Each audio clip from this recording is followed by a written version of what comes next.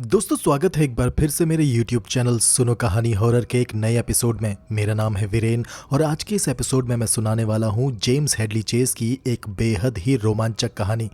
अगर आप चैनल में नए हैं तो चैनल को याद से सब्सक्राइब कर लीजिएगा और अगर ये कहानी आपको अच्छी लगी तो उसको लाइक ज़रूर कीजिएगा। चलिए कहानी शुरू करते हैं। 4 शख्स एक मेज़ के इर्द गिर्द बैठे थे। मेज पर ताश के पत्ते, जुए में इस्तेमाल होने वाले पोकर चिप्स, सिगरेट के फिल्टर्स से भरी एस्ट्रे, 4 गिलास और शराब की एक बोतल मौजूद थी।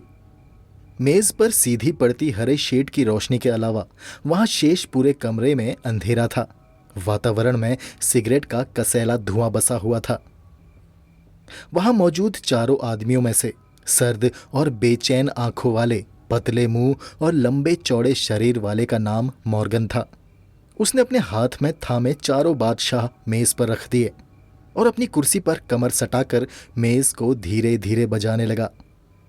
अन्य तीनों ने चुपचाप उसे ये सब करते हुए देखा और फिर उन्होंने भी बेमन से अपने अपने पत्ते मेज पर फेंक दिए। उनमें से एक जीपो, जिसका वास्तविक नाम गिस्सेपी मैंदिनी था, वो बेमन से मुस्कुराया और फिर उसने अपने सामने मेज पर रखे पोकर चिप्स मॉर्गन की ओर खिसका दिए। जीपो एक काले घुंघराले बालों वाला, मोटी गेंद जैसा गोल मटोल, लंबी चोंचदार नाक और धूप से तपे गहरी रंगत के जिस्म का मालिक था। वो बोला, मैं खाली हो गया। कैसी किस्मत है। पूरी शाम गुजर गई लेकिन एक बार भी ढंग के पत्ते नहीं आए। टेबल में बैठा हुआ एक और आदमी जिसका नाम एड ब्लैक था, उसके सामने अभी भी पोकर चिप्स बचे पड़े थे। उसने उनमें से 4 चिप्स मॉर्गन की ओर बढ़ाए। एड ब्लैक एक ऊंचे कद वाला, धूप में खूब तपे जिस्म का मालिक था। उसके खूबसूरत व्यक्तित्व पर एक ऐसी कठोरता और निर्दयता की छाप थी कि महिलाएं उसकी ओर खींची चली जाती थी, लेकिन पुरुष उसे देखते ही सतर्क हो जाते थे। उसने बेहद अच्छे से प्रेस किया हुआ सूट पहना हुआ था और कमीज के साथ हाथ से पेंट की हुई टाई लगाई हुई थी, जिस पर हरे बैकग्राउंड में पीले रंग के घोड़े का खुर पेंट किया गया था। निसंदेह वो उन चारों में सबसे ज्यादा अच्छे से सजा धजा व्यक्ति था। वहां मौजूद चौथे शख्स का नाम एलेक्स किटसन था, जिसकी उम्र कोई 23 वर्ष की थी। वो वहां मौजूद चारों आदमियों में से सबसे जवान था और खूब गठीले और मजबूत शरीर का मालिक था। उसकी नाक पेशेवर बॉक्सरों की भांति चपटी थी और लगातार इधर उधर भटकती उसकी आंखों में बेचैनी साफ झलकती थी। उसने खुले गले की कमीज और कॉर्डरॉय की पतलून पहन रखी थी। उसने भी मुंह बनाते हुए मेज पर अपने सामने मौजूद पोकर चिप्स मॉर्गन की ओर खिसका दिए। मैं भी खाली हूं, उसने कहा। मेरे पास 4 बेगमें थी और मैंने सोचा था। उसने बाकी वाक्य अधूरा छोड़ दिया क्योंकि उसने गौर किया कि बाकी दोनों, जीपो और एड ब्लैक, उसकी बात सुनने के बजाय मॉर्गन की ओर देख रहे थे। मॉर्गन अपने जीते पोकर चिप्स की 3 ढेरियां बना रहा था। उसके पतले होठों पर एक सिगरेट दबा हुआ था और उसकी तेज सांसों की आवाज उन तीनों को बाखूबी सुनाई दे रही थी। पोकर चिप्सों को व्यवस्थित करने के बाद मॉर्गन ने अपना सिर उठाया और अपनी काली सांप जैसी गोल आंखों से वहां मौजूद अन्य तीनों के चेहरों को गौर से देखने लगा। एड ब्लैक ने बेचैनी से पहलू बदला। क्या बात है मॉर्गन? उसने पूछा। लगता है तुम सारी शाम किसी सोच में पड़े रहे हो। मॉर्गन बदस्तूर अपनी उंगलियों से मेज को ठकठकाता रहा और फिर अचानक बोला, क्या तुम लोग 2-2 लाख डॉलर कमाना चाहते हो? वहां मौजूद तीनों आदमियों के जिस्म तुरंत तन गए। वो मॉर्गन को बाखूबी जानते थे। उन्हें पता था इस किस्म के मामलों में मजाक करना उसकी आदत में शुमार नहीं था। जीपो थोड़ा सा आगे को झुक गया और बोला, क्या? दोबारा बताओ। क्या तुम तीनों 2-2 लाख डॉलर कमाना चाहते हो? मॉर्गन ने एक एक शब्द को चबाते हुए कहा। तुम में से हर एक ये रकम पाने का हकदार बन सकता है, लेकिन उसके लिए जो खतरा उठाना पड़ेगा वो भी कम नहीं है। ब्लैक ने अपनी जेब से सिगरेट का एक पैकेट निकाला और गौर से मॉर्गन को देखने लगा और उसने कहा, तो तुम कहना चाहते हो कि किसी मामले में हमारे हाथ कुल मिलाकर 8 लाख डॉलर पड़ सकते हैं? नहीं, मॉर्गन बोला, 8 नहीं, पूरे 10 लाख। अगर तुम तीनों इस सिलसिले में शामिल होने की हामी भर देते हो तो हम इसका 5 लोगों में बराबर हिस्सा करेंगे। एड ब्लैक चौंकते हुए बोला, 5 हिस्से? 5वां कौन है? उस बारे में हम बाद में बात करेंगे, मॉर्गन ने कहा और अपनी कुर्सी पीछे खिसकाकर खड़ा हो गया। फिर उसने अपने हाथ मेज पर टिकाए और आगे को झुक गया। उसका पतला सफेद चेहरा तनाव से घिरा था। ये सारा मामला जितना बड़ा है उतना ही मुश्किल और बेहद खतरनाक भी है, लेकिन फिर नतीजे में हमें पूरे 10 लाख डॉलर्स मिलेंगे नगद। ऊपर से वो ऐसी रकम होगी जिसे हम बेहिचक जब चाहें खर्च कर सकते हैं, क्योंकि उस सारे मामले में हासिल की हुई रकम में कोई भी नोट $10 से ज्यादा का नहीं होगा। लेकिन दोस्तों, कुछ भी कैसे भी सपने देखने से पहले ये बात अपने दिमाग में बिठा लो कि सारा मामला बेहद पेचीदा और इंतहाई खतरनाक है। जीपो मुंह बनाकर मॉर्गन को ताक रहा था। $2 लाख? वो फंसी हुई आवाज में बोला, ये एक बहुत बड़ी रकम है मॉर्गन। मॉर्गन मुस्कुराया। उसके चेहरे पर भूखे भेड़िए के समान भाव थे। मॉर्गन बोला, ये एक बहुत बड़ा मामला है जीपो, लेकिन बाद में मिलने वाली रकम का मतलब है कि दुनिया तुम्हारी जेब में होगी। तभी एड ब्लैक बोला, अगर मेरा अंदाजा गलत नहीं है मॉर्गन, तो तुम शायद रॉकेट रिसर्च स्टेशन के पेरोल की बात कर रहे हो। मॉर्गन धम्म से वापस अपनी कुर्सी पर बैठ गया। उसने मुस्कुराते हुए सहमति में सिर हिलाया। फिर बोला, तुम वाकई में चालाक हो ब्लैक, मैं उसी की बात कर रहा हूं। तुम्हारा उस बारे में क्या ख्याल है? पेरोल में पूरे 10 लाख नगद रकम तमाम छोटे छोटे नोटों की शक्ल में मौजूद रहती है। उन्हें हासिल करने के बाद खर्च करने में कोई परेशानी नहीं होगी। मॉर्गन ने किटसन की ओर देखा। उसके चेहरे पर असमंजसतापूर्ण भाव थे और वो बड़े गौर से मॉर्गन की ओर देख रहा था। तुमने सुना लड़के, मॉर्गन ने कहा, हम इतनी बड़ी रकम हासिल कर सकते हैं। नहीं, तुम पागल हो।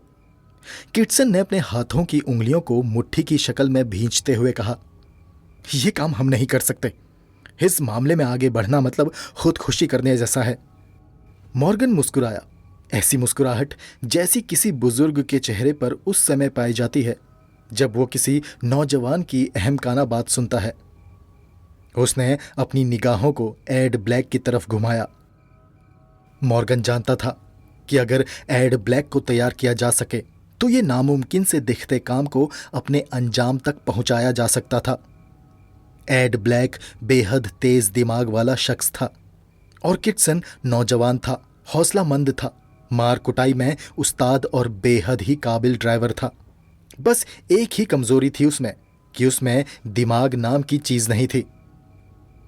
हालात कुछ यूं थे कि अगर एड ब्लैक ने फैसला कर एक बार कह दिया कि इस किस्से को अंजाम दिया जा सकता है तो किटसन भी दोबारा सोचकर अपना फैसला बदल सकता था।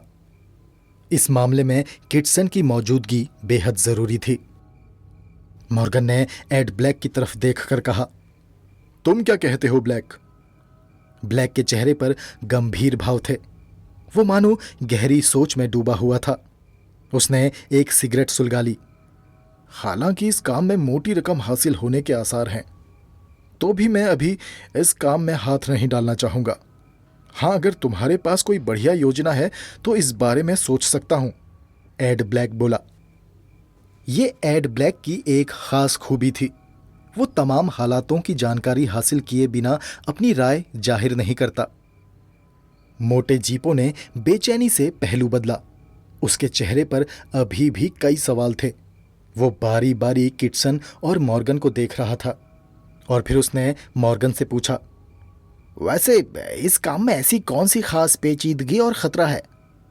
मॉर्गन ने किटसन की ओर हाथ हिलाकर संकेत किया और कहा, तुम ही इसे बताओ लड़के, तुम तो वहां काम भी कर चुके हो, तो तुम्हें वहां की खासी अंदरूनी जानकारी होगी। हाँ, मुझे जानकारी है, किटसन बोला, और उसी बिना पर मैं जानता हूं कि इस काम को अंजाम नहीं दिया जा सकता। उस पेरोल को लूटने की कोशिश भर करना मौत को दावत देना है। कोई बेवकूफ इंसान ही ऐसा करने की सोचेगा। किटसन ने अपने बाकी तीनों साथियों पर अपने शब्दों के प्रभाव को देखने के लिए निगाह डाली। अपने से उम्र में खासे बड़े उन तीनों के सामने इस ढंग से बात करते हुए उसे बेचैनी महसूस हो रही थी। किटसन आगे बोला, मैं मजाक नहीं कर रहा। बेलिंग आर्म्ड ट्रक एजेंसी को छेड़ना भारी मुसीबत मोल लेने के बराबर है। किटसन की बात को सुनकर जीपो ने अपने चेहरे पर हाथ फिराया और फिर मॉर्गन की ओर देखते हुए बोला, लेकिन क्या वाकई तुम्हारे पास कोई ठोस योजना है मॉर्गन?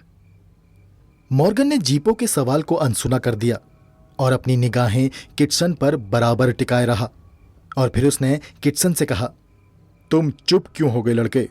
बताओ कि यह काम इस कदर मुश्किल और बेहद खतरनाक क्यों है?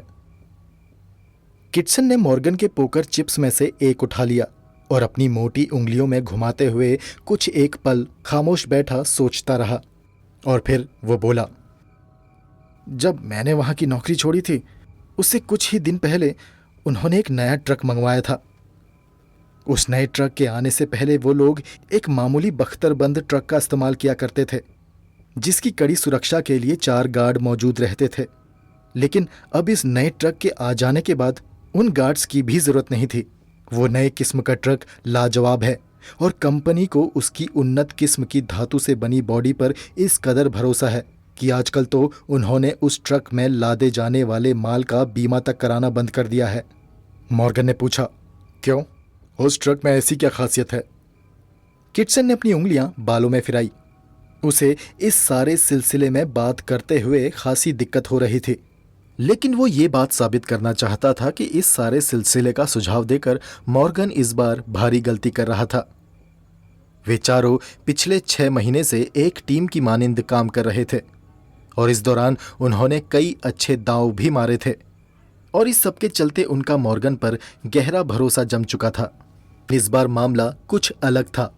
हालांकि पिछले दिनों कई चले मामलों में उन्हें कोई खास बड़ी रकम तो हासिल नहीं हुई, लेकिन उन्हें किसी भी स्तर पर कोई खास बड़ा खतरा भी नहीं उठाना पड़ा था और मॉर्गन इन मामलों में खूब सूझबूझ वाला शख्स साबित हुआ था।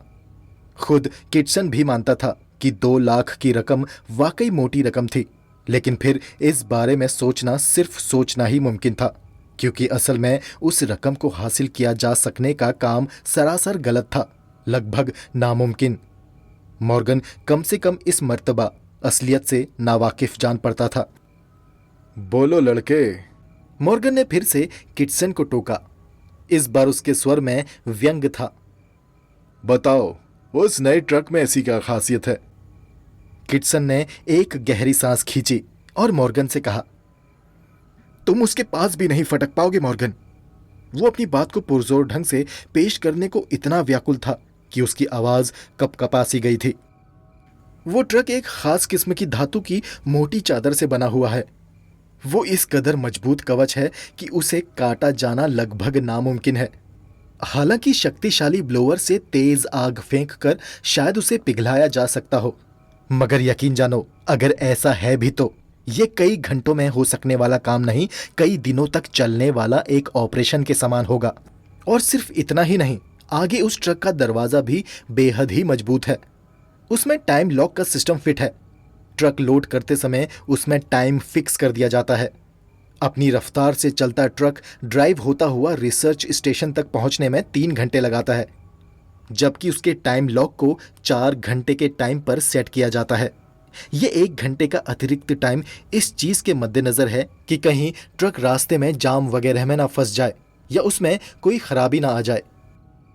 किटसन ने पोकर चिप्स नीचे रखा और अपनी बात को गौर से सुनते श्रोताओं पर निगाह डाली और आगे बोला, अंदर डैशबोर्ड पर एक पुश बटन लगा है जो पूरे टाइम लॉक को कंट्रोल करता है।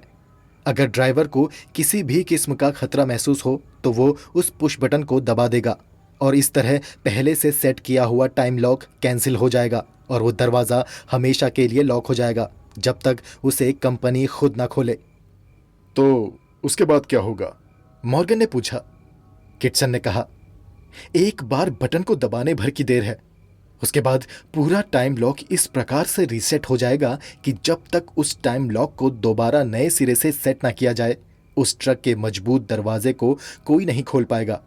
इस पूरे सिस्टम में टाइम लॉक को दोबारा सेट करना भी किसी के बस का काम नहीं है, क्योंकि इस काम के लिए एक ट्रेंड एक्सपर्ट विशेषज्ञ की जरूरत पड़ेगी। किटसन ने एक सिगरेट सुलगाई और अपने नथुनों से धुआं छोड़ते हुए बात आगे बढ़ाई। इसके अलावा एक और बात है, ट्रक में एक शॉर्ट वेव ट्रांसमीटर मौजूद रहता है और एजेंसी की बेहद सुरक्षित इमारत के बाहर आने के बाद ट्रक उस ट्रांसमीटर के सहारे एजेंसी से निरंतर संपर्क बनाए रखता है। ऐसे में मान लो कि कोई पागल सड़क ब्लॉक करके ट्रक का रास्ता रोक लेने में कामयाब हो भी जाता है तो ड्राइवर और गार्ड तुरंत एक्शन में आ जाएंगे। ड्राइवर टाइम लॉक वाला बटन दबा देगा और गार्ड एक स्विच को ऑन कर देगा, जिससे ट्रक की विंडशील्ड और खिड़कियों को फौलाद की मोटी चादरें ढककर दरवाजों के रूप में बंद हो जाएंगी, जिससे पूरा का पूरा ट्रक एक बंद बक्सा बनकर रह जाएगा, जिसे किसी भी तरह तोड़कर खोल पाना नामुमकिन होगा। ट्रक के अंदर गार्ड ट्रांसमीटर का स्विच दबा देगा और यूं इससे सिग्नल भेजे जाने लगेंगे जो पुलिस को भी पर्याप्त होंगे और वो ट्रक बेहद आसानी से ढूंढा जा सकेगा, चाहे उसे कहीं भी क्यों ना छुपा लिया जाए। ट्रक के अंदर बैठे ड्राइवर और गार्ड को बस इतना करना होगा कि उस फौलाद के जैसे मजबूत ट्रक में बैठकर मदद पहुंचने तक इंतजार करते रहें। किटसन ने सिगरेट की राख को एश ट्रे में झाड़ा और आगे कहा, अब तुम समझ सकते हो कि उस ट्रक को टो नहीं किया जा सकता, हाईजैक नहीं किया जा सकता, खोला नहीं जा सकता और यूं आखिरकार लूटा भी नहीं जा सकता। और ये सब जानने के बाद भी अगर कोई उस ट्रक को लूटने की कोशिश करना चाहे तो यकीन जानो वो कोई बेवकूफ ही होगा। जीपो ने अपनी गर्दन के पिछले भाग को खुजाया और उसके मोटे चेहरे पर भारी निराशा के भाव उभरे। एड ब्लैक ने ताश की एक गड्डी उठा ली और उन्हें फेंटता हुआ मॉर्गन को देखने लगा। मॉर्गन ने किटसन से पूछा, ड्राइवर और गार्ड के बारे में क्या ख्याल है? क्या उन्हें खरीदा नहीं जा सकता? किटसन ने उसे गौर से देखा। खरीदा? उन दोनों को? तुम पागल तो नहीं हो गए हो मॉर्गन? किटसन बोला। किटसन की यह बात सुनकर मॉर्गन के चेहरे पर कठोर भाव उभरे। मैंने तुमसे एक सीधा सवाल पूछा है किटसन, बेकार बकवास करने के बजाय सीधा जवाब दो। मुझे बकवास सुनना पसंद नहीं। मॉर्गन को गुस्से में देखकर एड ब्लैक ने वार्तालाप का स्तर अपने हाथों में लेकर कहा, नाराज क्यों होते हो मॉर्गन? लड़का सब कुछ जानता समझता है, सो ये ठीक कह रहा होगा। मॉर्गन के चेहरे पर उपहास के भाव उभरे। अभी पता चल जाएगा, उसने कहा और फिर उसने किटसन से पूछा, बताओ किटसन, उन दोनों को खरीदा क्यों नहीं जा सकता? किटसन के चेहरे पर पसीना चमकने लगा था। वो बोला, मैं उनके साथ काम कर चुका हूं, इसलिए मुझे उनकी फितरत का भी पता है। ड्राइवर डेव थॉमस और गार्ड माइक डर्कसन बेहद हौसलामंद, फुर्तीले और तीखे निशानेबाज हैं। उन्हें यह भी पता है कि ट्रक लूटने की कैसी भी कोशिश को नाकाम करने के बदले उन्हें बतौर इनाम $2000 मिलेंगे और इसीलिए हमारी इस चोरी को नाकाम करने की वो कोई भी कसर नहीं छोड़ेंगे, क्योंकि उन दोनों को यह भी पता है कि इस ट्रक को लूट पाना बेहद मुश्किल, लगभग नामुमकिन है। सो वे अपनी स्थायी आमदनी वाली अच्छी खासी नौकरी को छोड़कर इस सिलसिले में बिकने को हरगिज तैयार नहीं होंगे। वे दोनों अपने काम में वफादार हैं और उन दोनों को खरीदने की कोशिश करना भी किसी मुसीबत में पड़ने के बराबर है। वहां हो रही बातचीत के बीच जीपो कूद पड़ा और बोला, अगर ये काम इतना ही पेचीदा है तो मैं इस सारे सिलसिले में पड़ना ही नहीं चाहता। ये ठीक है कि 2 लाख मोटी रकम होती है, लेकिन उस रकम का क्या फायदा जिसे खर्च करने को आदमी जिंदा ही ना रह सके। So for this reason I am out. जीपो की बात सुनकर मॉर्गन मुस्कुराया। जीपो हालांकि डरपोक नहीं था, लेकिन जानबूझकर खतरा मोल लेने का बेमिसाल हौसला भी उसमें नहीं था। उसकी अपनी कुछ अलग किस्म की खासियतें थी। वो टेक्निकल बंदा था और माहिर ताला तोड़ था। उसकी दक्ष उंगली की कारीगरी के आगे किसी ताले का ना खुलना लगभग नामुमकिन था। उसने ढेरों ऐसे ताले खोले थे जिन्हें खोल पाना नामुमकिन माना जाता था, लेकिन अपनी इस बेमिसाल कारीगरी का नमूना दिखाने के लिए उसको तनाव रहित और शांत माहौल की जरूरत पड़ती है। तनाव और दबाव में काम करना और फिर मनमाफिक नतीजे निकाल पाना उसके बूते की बात नहीं थी। इधर मॉर्गन जानता था कि मौजूदा काम बेहद तनाव में किया जाना था, सो उसे भी इस बात पर पूरा इत्मीनान नहीं था कि जीपो ऐसे विकट हालातों में अपनी महारत का कामयाब प्रदर्शन कर भी पाएगा या नहीं। उसे हालांकि ये भरोसा ज़रूर था कि वो जीपो को समझा बुझाकर इस काम को करने के लिए रजामंद ज़रूर कर सकता है, लेकिन सिर्फ इतना करने भर से तो कामयाबी की गारंटी नहीं थी। सबसे ज़रूरी बात तो ये थी कि जब मुनासिब वक्त आए तो तनाव, व्याकुलता, दबाव और बेहद उत्तेजना भरे क्षणों में जीपो कामयाबी के साथ अपनी हुनरमंदी दिखाए। ऐसे माहौल में अगर जीपो घबरा गया तो सारे प्लान पर पानी फिर जाएगा। सुनो जीपो, मॉर्गन ने जीपो के कंधे पर हाथ रखकर आश्वासनपूर्ण स्वर में कहा, जब से हम चारों ने मिलकर एक टीम की तरह काम करना शुरू किया है, मैं तभी से सारे कामों को बिना किसी झंझट के निपटाता रहा हूं। ठीक है ना? जीपो ने सहमति में सिर हिलाया। बाकी दोनों मॉर्गन के आगे बोलने का इंतजार करते रहे। ये ठीक है कि पहले का कोई भी काम इतना बड़ा नहीं था, मॉर्गन ने कहा, लेकिन तुम सबको कुछ ना कुछ मिलता ही रहा है। हालांकि उनमें से किसी भी काम में कोई खास खतरा कभी नहीं रहा, लेकिन यकीन जानो, ऐसे कामों में लगे रहने का मतलब है देर सवेर हम पुलिस की निगाहों में आ ही जाएंगे, और फिर हम कब तक इस किस्म के छोटे मोटे कामों को करते रह सकेंगे। इसीलिए बहुत सोच विचार करके मैं इस नतीजे पर पहुंचा हूं कि हम एक बड़ा हाथ मार कर मोटा माल हासिल करने के बाद अपना ये गैंग बंद कर देंगे और अपने अपने रास्ते में निकल जाएंगे। $2 लाख में दुनिया भर की ऐश की जा सकती है, और यकीन मानो, इतनी बड़ी रकम का हमारे पास होने का सिर्फ एक मतलब है कि हम जो चाहें वो खरीद सकते हैं। हाँ, इस काम में पेचीदगी बेहद जरूरी है, लेकिन इसे यकीनन अंजाम दिया जा सकता है। जरूरत केवल इस बात की है कि पूरी योजना के हर पहलू पर गहराई से सोच विचार किया जाए। किटसन ने हमें ज्यादातर जानकारी तो दे ही दी है, और उस जानकारी में हर एक बात ठीक भी है, लेकिन इस सारे मामले में वो शायद एक बात भूल गया। मॉर्गन ने अपने सामने बैठे तीनों श्रोताओं पर निगाह डाली। जीपो नर्वस था, किटसन अपने बयान पर स्थिर और भयभीत दिख रहा था, और एड ब्लैक अभी भी अनिश्चित सा प्रतीत हो रहा था। मॉर्गन बोला, किटसन ने हमें यह नहीं बताया कि उस नए ट्रक को आए हुए पूरे 5 महीने बीत चुके हैं। उसे लगातार इस्तेमाल किया जा रहा है, और इतने समय में हर कोई इस बात पर यकीन कर बैठा है कि वो ट्रक पूरी तरह सुरक्षित है। और किटसन समेत हर किसी को पूरा यकीन है कि कोई भी अक्लमंद आदमी उस ट्रक को लूटने की सोचेगा भी नहीं। और दोस्तों, जब ऐसी कोई बात एक बार दिमाग में बैठ जाती है तो लापरवाही पक्का होती है, और हमें इसी का फायदा उठाना है। अगर हमने एक सटीक वार किया तो हमारी सफलता निश्चित है। बस मौका पाकर एक जबरदस्त मुक्का मारना है और हमारा विरोधी चित। मॉर्गन ने जानबूझकर मुक्केबाजी की मिसाल दी थी, क्योंकि वो किटसन के मन में उत्सुकता पैदा करना चाहता था। जीपो की तरह किटसन को भी उस सारे मामले में शामिल किया जाना जरूरी था। मॉर्गन ने गौर किया कि उसकी वो तरकीब काम कर गई थी, और किटसन के चेहरे पर अब दिलचस्पी के भाव दिखने लगे थे। मॉर्गन ने आगे कहा, ट्रक के बारे में किटसन ने जो भी जानकारी दी है वो मैं एक अरसा पहले अखबारों में पढ़ चुका हूं। उन लोगों को अपने उस ट्रक पर इतना आत्मविश्वास, इतना गर्व था कि उन्होंने इसकी खूबियों की तमाम तरह की पब्लिसिटी की थी। उन्हें पूरा यकीन है कि वो ट्रक लूटा नहीं जा सकता। ऊपर से उन्हें लगता है कि उस ट्रक की उन खूबियों का जितना बखान किया जाएगा, उसको जितना सुरक्षित और मजबूत बताया जाएगा, एजेंसी को उतना ज्यादा बिजनेस मिलेगा। और दोस्तों, जब से मैंने उस ट्रक के बारे में पढ़ा है, मैं तभी से उस तोड़ी ना जा सकने वाली सुरक्षा को तोड़ने के बारे में ही सोचता रहा हूं। और मेरा यकीन मानो, हम इस काम को कर सकते हैं। बस हमें जरूरत है हौसले की। इस काम में सबसे ज्यादा जरूरत हौसले की ही है। और हमें यह भी याद रखना है कि इस मामले को अंजाम देने के बाद हम सबके हिस्से में $2 लाख आएंगे। एड ब्लैक ने अपनी खत्म होती सिगरेट को एशट्रे में कुचला और तुरंत ही दूसरी सिगरेट सुलगा ली।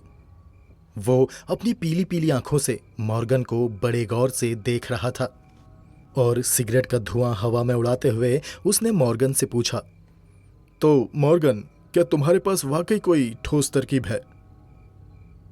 हाँ।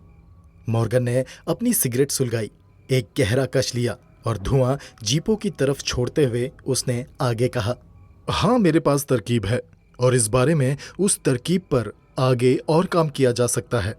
उस पूरी योजना को ठोक बजाकर उसकी बकायदा पॉलिश करने का हमारे पास काफी वक्त है। वो ट्रक 5 सालों से हर हफ्ते रिसर्च स्टेशन में $10 लाख की रकम पहुंचाने जाता रहा है और मैं जानता हूं कि उसे लूटना इतना आसान नहीं होगा। पिछले कई सालों से वो ट्रक लगातार काम कर रहा है और गुजरते समय के साथ उसकी सारी सावधानी, सारी सतर्कताएं कम पड़ती जा रही हैं और ऐसे में हम मौका पाते ही उस पर धावा बोल सकते हैं। रुको, किटसन आगे को झुककर बोला। उसका चेहरा उत्तेजना से तमतमा रहा था। ये बकवास है। मेरा सवाल है कि तमाम तरह की लापरवाही होने के बावजूद उस ट्रक के अंदर मौजूद एक बटन को दबाने में किसी भी आदमी को आखिरकार कितना समय लगेगा? 2 सेकंड? इस तरह तीनों बटनों को दबाने में महज 6 सेकंड्स लगने हैं। इसके बाद वो ट्रक एक फौलाद का बंद बक्सा बनकर रह जाएगा जिसे हम में से कोई भी नहीं खोल सकेगा। और तुम हमें समझा रहे हो कि महज 6 सेकंड्स के अंदर हम ट्रक को रोक भी लेंगे और उसके गार्ड और ड्राइवर पर काबू भी पा लेंगे और आखिरकार दरवाजा भी खोल लेंगे। होश में रहकर बात करो मॉर्गन, क्योंकि जो तुम कह रहे हो वो बिल्कुल भी मुमकिन नहीं। किटसन की बात सुनकर मॉर्गन मुस्कुराया और बोला, तुम्हें ऐसा लगता होगा। किटसन बोला, मुझे ऐसा लगता ही नहीं, मैं इसे जानता भी हूं। ट्रक को रोक लेने के बाद भी तुम ट्रक के नजदीक नहीं पहुंचे होगे कि तब तक वो पूरा ट्रक एक फौलादी बक्सा बन चुका होगा। फिर टाइम लॉक नहीं खुलेगा और भीतर से ट्रांसमीटर सिग्नल भेजने लगेगा। अच्छा, मॉर्गन ने मजाक उड़ाने के अंदाज में कहा। किटसन का मन किया कि उठकर उसका चेहरा बिगाड़ दे, लेकिन उसने बड़ी ही मुश्किल से खुद को रोका। किटसन आगे बोला, मुझे अपनी जानकारी पर पूरा यकीन है और तुम्हारी कोई भी बात मुझे मेरे इस यकीन से नहीं हिला सकती। तभी एड ब्लैक बीच में बोला, तुम थोड़ी देर के लिए अपनी चोंच बंद करो किटसन, और मॉर्गन को अपनी योजना बता लेने दो।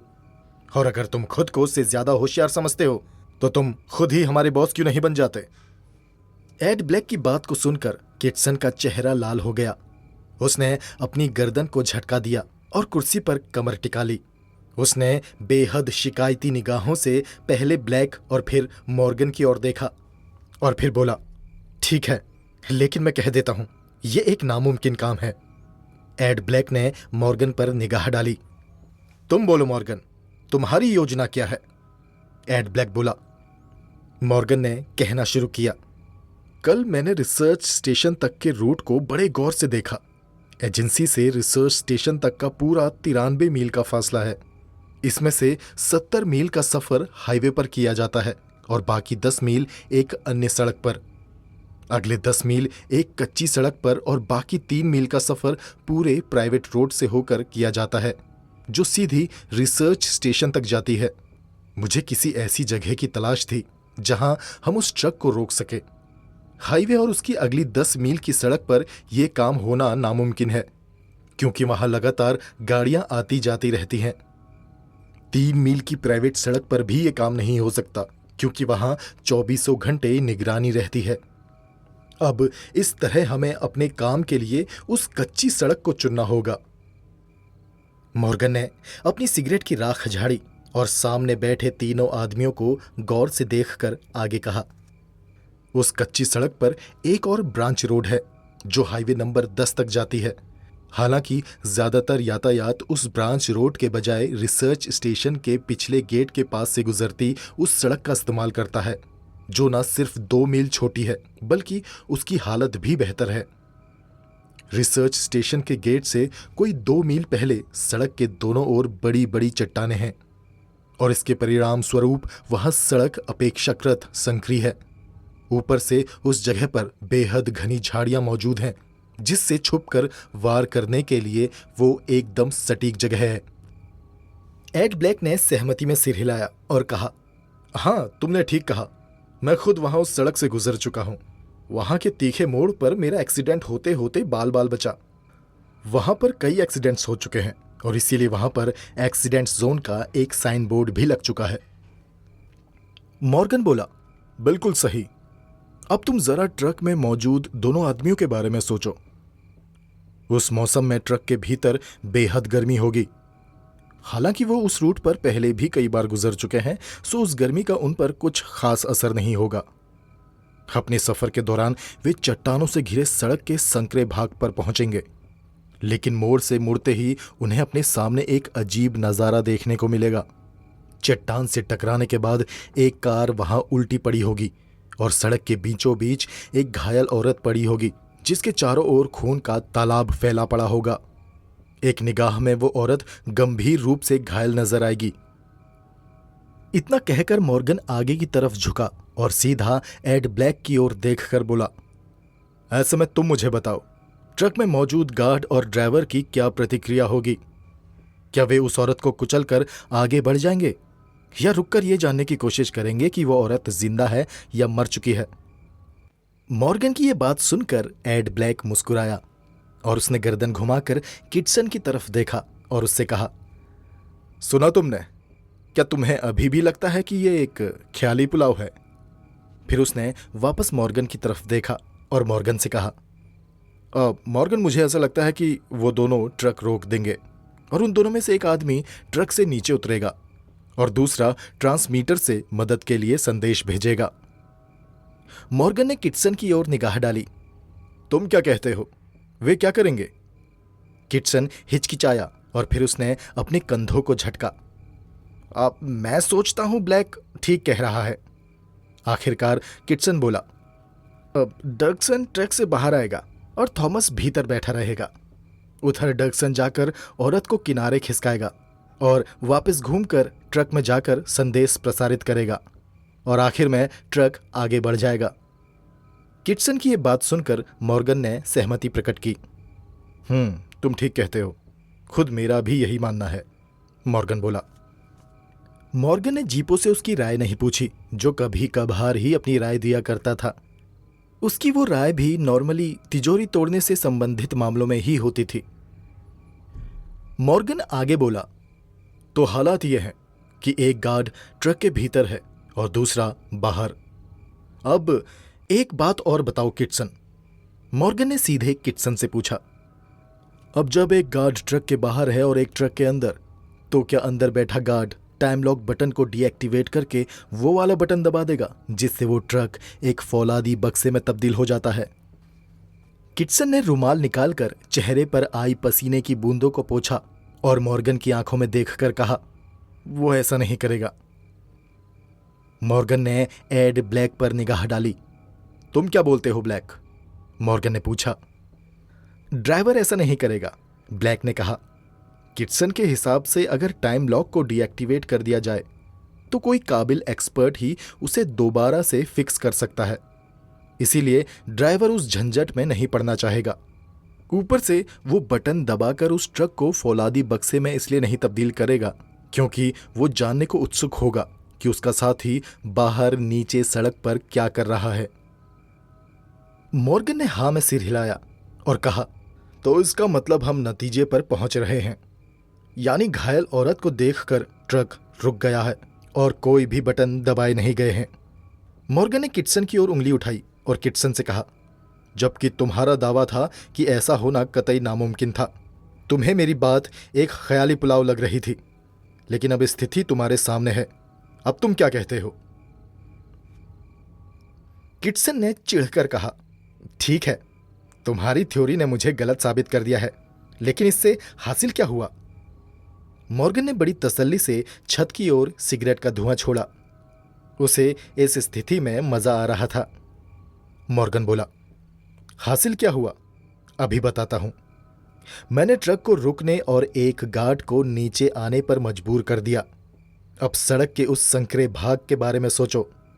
ट्रक उस जगह पर रुकेगा जहां चट्टानों की इतनी ओट है कि 2-3 आदमी उनके पीछे आसानी से छिप सकते हैं। गार्ड ट्रक के सामने आकर औरत की ओर बढ़ेगा। उधर ट्रक की खिड़कियां खुली होंगी। अब अगला सवाल यह है कि क्या ड्राइवर गार्ड के नीचे उतरने के बाद ट्रक की खिड़कियां बंद कर लेगा? किटसन ने बेमन से सिर हिलाकर इनकार किया। मॉर्गन आगे बोला, मुझे यकीन है ऐसा नहीं होगा। और फिर खिड़कियां खुली होने के बावजूद उस ट्रक में काफी गर्मी होगी। ड्राइवर अपने साथी को घायल पड़ी औरत की ओर बढ़ता हुआ देख रहा होगा और वहीं नजदीकी चट्टान के पीछे हमारे आदमी छिपे होंगे। उन दोनों आदमियों को किसी किस्म की गड़बड़ी की कोई आशंका नहीं होगी, क्योंकि वो इलाका ऐसी दुर्घटनाओं के लिए काफी बदनाम है, जैसे अभी उनके ट्रक के सामने एक गाड़ी पलटी हुई थी। मॉर्गन थोड़ा रुका और दोबारा बोला, जब गार्ड औरत पर झुका होगा, मैं झाड़ियों में से निकलकर ट्रक के पीछे पहुंचूंगा। वहां से रेंगता हुआ मैं खिड़की के नजदीक पहुंचकर ड्राइवर पर रिवॉल्वर तान दूंगा। ठीक तभी घायल पड़ी औरत भी अपने ऊपर झुके गार्ड पर पिस्तौल तान देगी। इतना कहकर मॉर्गन ने अपनी सिगरेट एस्ट्रे में कुचली और कहा, अब तुम मुझे बताओ, क्या इन हालातों में ड्राइवर और गार्ड बहादुरी दिखाने की कोशिश करेंगे? किटसन ने जवाब दिया, हाँ, क्यों नहीं? आखिरकार दोनों फुर्तीले और ताकतवर हैं। मॉर्गन बोला, जरूर होंगे, लेकिन मेरा दावा है कि वो सरेंडर कर देंगे। कमरे में सन्नाटा पसर गया। फिर जीपो ने कांपते स्वर में कहा, मान लो अगर उन्होंने सरेंडर नहीं किया तो? मॉर्गन ने उसकी ओर देखा। उसकी काली आंखों में चमक थी। 10 लाख का दांव, हर एक के हिस्से में 2-2 लाख, और इतनी बड़ी रकम के लिए कुछ करना पड़ता है। मॉर्गन बोला, अगर वो दोनों सरेंडर नहीं करेंगे तो उन्हें चोट खानी पड़ेगी। इतनी बड़ी रकम के लिए अगर थोड़ा खून खराबा भी करना पड़े तो मैं पीछे नहीं हटूंगा। मॉर्गन की बात सुनकर कमरे में दोबारा खामोशी पसर गई। आखिरकार इस खामोशी को जीपो ने तोड़ा। जीपो बोला, मुझे ये मामला जम नहीं रहा मॉर्गन। ये हमारी औकात से कहीं बड़ा काम है। मॉर्गन ने आंखें सिकोड़कर जीपो की तरफ देखा और उससे कहा, तुम क्यों फिक्र करते हो जीपो? अब तक की प्लानिंग में तुम्हारा कोई रोल है ही नहीं। तुम्हारा काम बाद में शुरू होगा और मुझे पूरा यकीन है कि तुम अपने काम को बखूबी पूरा कर लोगे। तभी किटसन बीच में बोल पड़ा, और मैं कत्ल के मामले में फंसना नहीं चाहता, इसलिए मैं इसमें शामिल नहीं हूं। मॉर्गन ने सिगरेट सुलगाते हुए एड ब्लैक की तरफ निगाह डाली। ब्लैक ने सिगरेट सुलगाकर बड़ी अदा से तीली एक तरफ उछाल दी और बोला, मैं समझता हूं कि वो सरेंडर कर देंगे, और अगर उन्होंने ऐसा नहीं किया तो वाकई उनका बहुत बड़ा नुकसान हो जाएगा। मॉर्गन बोला, सही कहा। तो इसका मतलब है मैं, तुम और लड़की ड्राइवर और गार्ड से निपट लेंगे। जीपो और किटसन को आसान काम दे दिया जाएगा, लेकिन इस तरह उनका हिस्सा भी घट जाएगा, क्योंकि इस मामले में सारा रिस्क तो हम लेंगे। ठीक है? किटसन ने बेचैनी से पहलू बदला। $2 लाख की रकम पर हावी हो सकने की कल्पना उसे उत्तेजित किए जा रही थी। उसने पूछा, मेरा हिस्सा कितना होगा? मॉर्गन ने जवाब दिया, $1.25 लाख। और जीपो क्योंकि हाथ का कारीगर बंदा है तो इसलिए उसे $2.25 लाख मिलेंगे। तुम दोनों के हिस्से में से निकलकर बचे $1 लाख को मैं और ब्लैक आपस में बांट लेंगे। किटसन और जीपो ने एक दूसरे का मुंह देखा। किटसन बोला, अब तक हम जिन मामलों में शामिल होते रहे हैं उनमें बस नाम मात्र का खतरा रहा था, लेकिन इस बार यह सारा मामला कहीं बड़ा और घातक साबित हो सकता है। सरेंडर करने के बजाय अगर गार्ड और ड्राइवर ने कोई हौसलामंदी दिखाई तो वहां खून खराबा होना तय है, और मैं इसमें शामिल नहीं होऊंगा। जीपो बोला, हाँ, ये ठीक कहता है, मुझे भी इस सारे मामले से बाहर ही समझो। मॉर्गन कुटिलतापूर्वक मुस्कुराया। ठीक है, हम इस मसले पर वोटिंग करेंगे। हमारे गिरोह का उसूल है कि हर मसले पर वोटिंग होती है, सो इस बार भी फैसला वोटिंग से ही होगा। मॉर्गन बोला। किटसन ने विरोध किया और कहा, वोटिंग की कोई जरूरत नहीं। अगर ब्लैक भी तुम्हारे पक्ष में वोट देता है तो भी मुझे इस मसले से बाहर रहने का पूरा हक है। हम में से हर एक अपनी मर्जी का मालिक है, और यह भी हमारे गिरोह का उसूल है, याद है ना? मॉर्गन ने मुस्कुराते हुए कहा, मुझे बखूबी याद है। फिर भी हम वोटिंग करके ही फैसला करेंगे, और वो फैसला हम सब पर लागू होगा। किटसन ने अनिच्छापूर्वक कंधे झटकाए और कहा, क्यों वक्त बर्बाद किया? मॉर्गन ने अपनी कुर्सी पीछे की और खड़ा हो गया। उसके मजबूत जिस्म का साया मेज पर पड़ रहा था। वो बोला, वोटिंग के लिए पर्चियां तैयार करो जीपो। जीपो ने एक कॉपी में से कागज निकालकर उसके 4 बराबर टुकड़े किए और उन्हें मेज पर रखा और बोला, ये लो, अपनी अपनी पर्ची लिख लो। मॉर्गन ने पूछा, केवल 4 पर्चियां क्यों बनाई जीपो? जीपो ने सवालिया नजर से मॉर्गन की तरफ देखा और बोला, हमेशा 4 पर्चियां ही तो बनती हैं। मॉर्गन मुस्कुराया और बोला, इस काम में 5 हिस्सेदार हैं, तो लड़की भी वोट देगी। इतना कहकर मॉर्गन दरवाजे के पास पहुंचा और उसे खोलकर बोला, अंदर आ जाओ जाने मन, मुझे तुम्हारे वोट की जरूरत है। दोस्तों, ये था इस सीरीज का पहला भाग। इसका दूसरा भाग जल्दी ही आएगा। अगर ये कहानी आपको अच्छी लगी तो इसको लाइक जरूर कीजिए, और अगर अभी तक आपने चैनल सब्सक्राइब नहीं किया तो सब्सक्राइब कर लीजिए। मुझे और इस कहानी को यहां तक सुनने के लिए आपका धन्यवाद।